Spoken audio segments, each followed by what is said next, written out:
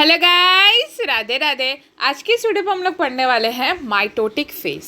Mitotic phase basically हम लोग stage of division को कहते हैं। जिस स्टेज में सेल का डिवीजन होगा उसी को तो हम लोग माइटोटिक फेज बोलेंगे ना। अब let's start the important point regarding this mitotic phase. It is the division phase. और मैं बता दूं फिर से कि जो इंटरफेज होता है it is known as the preparatory phase. ठीक है, इसको प्रिपरेशन करने के लिए रेस्पॉन्सिबल होता है एक सेल के लिए, ताकि इस पूरा का पूरा फुल्ली डेवलप्ड मैच्योर्ड सेल जा कर के डिवाइड करे इन अ माइटोटिक फेज। ये जो माइटोटिक फेज होता है ना वो बेसिकली क्या होते हैं, 1 आवर से लेकर के 2 आवर्स तक का हो सकता है। ठीक है, इट कैन वैरी। 1 घंटे से लेकर के 2 घंटे तक का हो सकता है। और वो सेल साइकिल का सिर्फ और सिर्फ 5% कंसिस्ट करता है। जहाँ तक कि 95% कंसिस्ट करने वाला कौन रहता है, दैट इज़ इंटरफेज। वहाँ पे G1 फेज होता है, सिंथेटिक फेज होता है, G2 फेज होता है, जो कि मैंने पिछले लेक्चर में बता दिया था। अब एक इम्पॉर्टेंट पॉइंट ये है कि जो सिंथेटिक फेज होता है it is only responsible for replication of DNA. जो सिंथेटिक फेज होता है सिर्फ वही रेप्लिकेशन ऑफ डीएनए करता है, बाकी gap 1 and gap 2 does not do the replication of DNA. अब रेप्लिकेशन ऑफ डीएनए इसलिए होता है ताकि वो डॉटेड सेल्स में पास हो सके। अगर डबलिंग होगा उनके अमाउंट, डीएनए का अमाउंट, तभी तो वो जाकर के डिवाइड करेंगे और इक्वल अमाउंट आधे आधे में जाकर के डीएनए चला जाता है। लेकिन सिंथेटिक फेज में जितना भी क्रोमोसोम्स था, जो कि बेसिकली डिवीजन से पहले उसको क्रोमैटिक फाइबर कहते हैं, जो भी क्रोमैटिन फाइबर्स थे वो सारे के सारे क्या होंगे, सेम होते हैं। तो ये सारी चीज़ें आपको ध्यान देने वाली होंगी। Next is basically mitotic phase जो होता है वो 2 तरीके का होता है। 2 तरीके का इन सेंस मैं माइटोसिस और मियोसिस की बात नहीं कर रही हूँ। मेरा मतलब ये है कि जो माइटोटिक फेज़ है, माइटोटिक फेज़ जो है, जो डिवीजन फेज़ है, वो 2 तरीके में कैरी आउट होता है। That is karyokinesis and cytokinesis. Karyokinesis उसे कहते हैं जहाँ पे first nucleus divide then cytoplasm divide. मतलब कि जब यहाँ पे क्या होगा कि ये न्यूक्लियर मेम्ब्रेन जो स्ट्रक्चर को सराउंड कर रहा है दैट इज़ न्यूक्लियस, उसको पहले वो क्या करेगा, डिवाइड करेगा। जब ये डिवाइड हो जाएंगे तब जाकर के ये साइटोप्लाज्म जो होगा वो डिवाइड होगा। तो एनिमल सेल्स में या फिर प्लांट सेल्स में सबसे पहले जो होता है वो सबसे पहले क्या होता है, काइरियोकाइनेसिस होता है। ठीक है, it takes place first. Yes, cytokinesis से पहले काइरियोकाइनेसिस होता है, क्योंकि यहाँ पे क्या होता है कि जो न्यूक्लियर मटेरियल है दैट इज़ डीएनए, ये पहले क्या होना चाहिए कि पहले डिवाइड हो जाना चाहिए।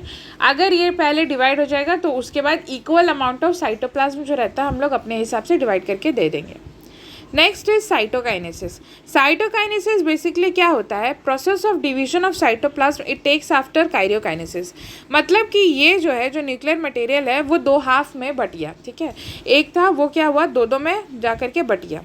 अब ये न्यूक्लियस जो है, जो जेनेटिक मटेरियल है, वो क्या हो गया, हाफ तो हो गया, लेकिन अब पूरे सेल को भी तो हाफ करना होगा ना, इसीलिए उसको क्या कहा जाता है, साइटो, मतलब साइटोप्लाज्म का डिवीजन दैट इज साइटोकाइनेसिस। और ये इस तरीके से होता है। ये प्लांट और एनिमल में डिफरेंट तरीके से कैरी आउट होता है।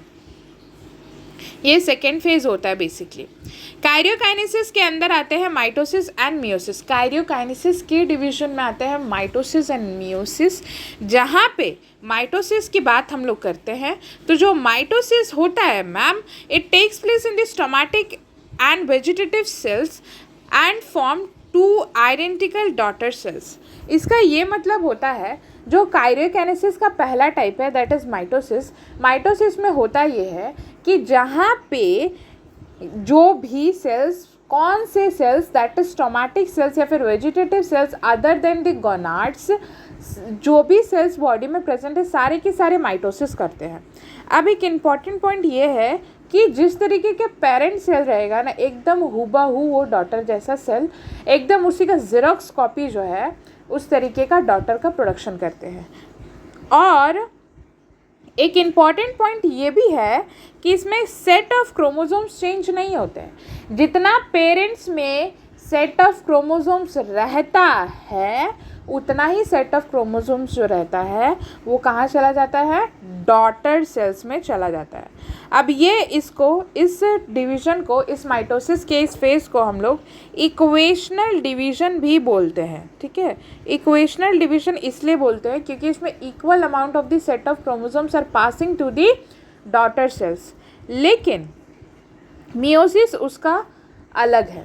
मियोसिस में क्या होता है, एक पेरेंटल सेल, इसमें दो टाइप ऑफ डिविजन सकस होते हैं। एक पेरेंटल सेल जब अपना सेट ऑफ क्रोमोसोम्स को हाफ कर देता है लाइक दिस, तो उसको हम लोग रिडक्शनल डिवीजन कहते हैं। क्योंकि अब इस फेज को हम लोग रिडक्शनल डिवीजन क्यों कहते हैं? इस फेज को हम लोग रिडक्शनल डिवीजन इसलिए कहते हैं मैम क्योंकि ये जो डिवीज़न है यहाँ पे सेट ऑफ क्रोमोसोम्स हमारे आधे हो गए हैं, और आधे हो गए हैं तो उनका क्या हो गया, रिडक्शन हो गया, इसीलिए उसको रिडक्शन डिवीज़न कहते हैं। नेक्स्ट इज, जब ये जो रिडक्शनल डिवीज़न से प्रोड्यूस होने वाले दो डॉटर सेल्स है ये फर्दर डॉटर सेल्स में टूटते हैं। 4 डॉटर सेल्स में, एक मियोसिस में 4 डॉटर सेल्स का फॉर्मेशन होता है। ठीक है, तो जब ये जो डॉटर सेल्स दो बचे हैं ये फिर से इक्वेशनल डिवीज़न, जैसे कि माइटोसिस में हुआ था उसी तरीके का फिर से इक्वेशनल डिवीज़न करते हैं, जहाँ पे क्या होता है, सेम नंबर ऑफ क्रोमोसोम्स रहते हैं। ठीक है, यहाँ पे अगर सेट ऑफ क्रोमोसोम्स 1 है तो यहाँ पे 1, तो यहाँ पे भी आप देखो जो भी डॉटर सेल है उसमें सिर्फ एक ही जो है वो पास हुआ है। तो यहाँ पे 2 तरीके के डिवीजन अकर करते हैं मियोसिस में, reductional division and equational division. जहाँ तक कि जो माइटोसिस होता है उसमें सिर्फ और सिर्फ इक्वेशनल डिवीजन ही कैरी आउट होता है। अब यहाँ पे एक इम्पॉर्टेंट एक्स्ट्रा पॉइंट ये है जाइंट क्रोमोसोम्स का कॉन्सेप्ट। जाइंट क्रोमोसोम्स मतलब क्या होते हैं कि कुछ ऐसे वेरिएबल क्रोमोसोम्स होते हैं जो कहीं कहीं पाए जाते हैं, जो कि नीट में पूछा गया क्वेश्चन है। पॉलीटीन जाइंट क्रोमोसोम्स होता है, इसमें क्या होता है कि मेनी थ्रेड्स का फॉर्मेशन हो जाता है। ठीक है, क्रोमोसोम्स में मेनी थ्रेड्स का फॉर्मेशन हो जाता है।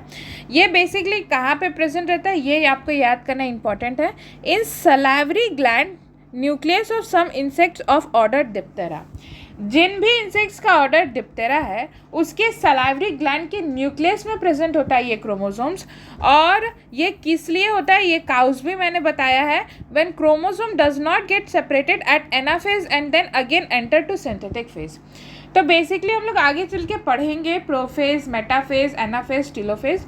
बेसिकली एनाफेज में क्या होता है, ये जो क्रोमोसोम्स होता है ना वो क्या हो जाता है, आधा हो जाता है, एक क्रोमाटिड ऊपर और एक क्रोमाटिड नीचे हो जाता है।